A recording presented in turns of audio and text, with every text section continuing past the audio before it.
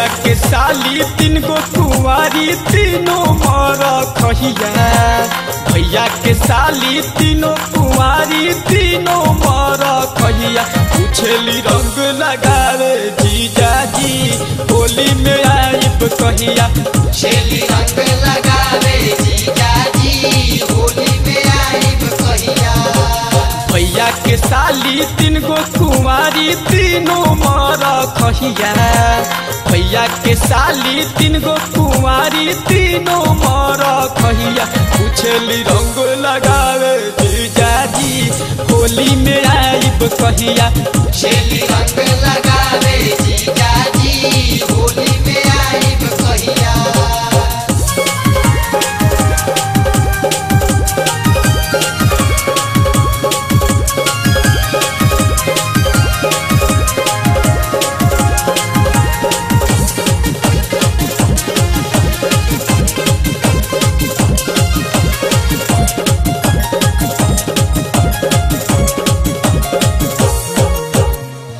एगो छन कटाह बिया एगो रसाली लानी। बड़की कहेले जीजा हमरो रंगब चिमनी।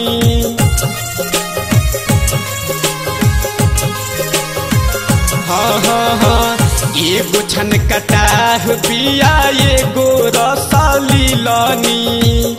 बड़की कहेले जीजा हमरो रंगब चिमनी। धीरे से रंगब चिकन सामान उठा के पीछ करिया। धीरे से रंगब चिकन सामान उठा के पीछ करिया।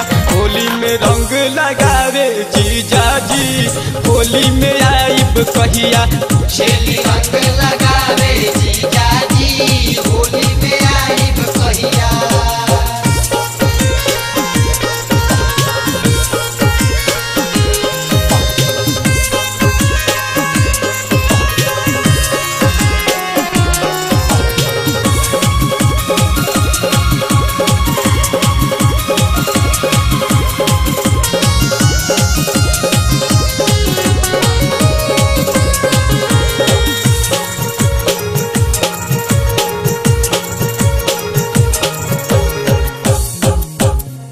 मान जान पूरा होई करी जानी फिकीर।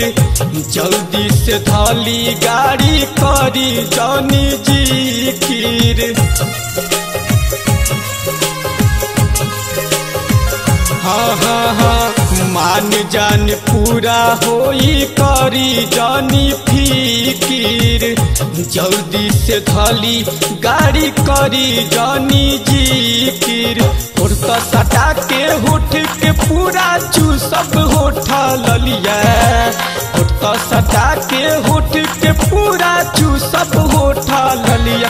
पूछेली रंग लगावे जीजा जी होली में आइब कहिया। पूछेली रंग लगावे जीजा जी होली में आइब कहिया।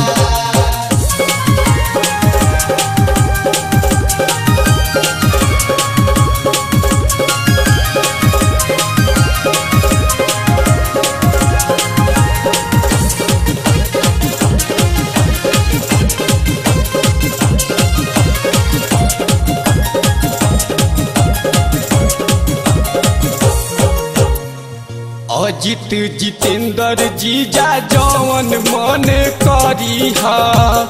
होलिया में खाल ऊंचे तू ही जीजा भरी हा।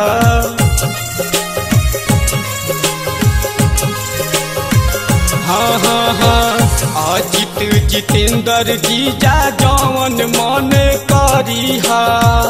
होलिया में खाल ऊंचा तू ही जीजा भरी हा। भरल जवानी के भरल गगरिया नहीं छल कहिया। भरल जवानी के भरल गगरिया नहीं छल कहिया। पूछेली रंग लगावे जीजा जी होली में आइब कहिया। पूछेली रंग लगावे जीजा जी होली में आइब कहिया। भैया के साली 3 गो कुंवारी तीनों मर खहिया। भैया के साली 3 गो कुंवारी तीनों मर खहिया। पूछेली रंग लगावे जीजाजी होली में आइब कहिया। छेली रंग लगा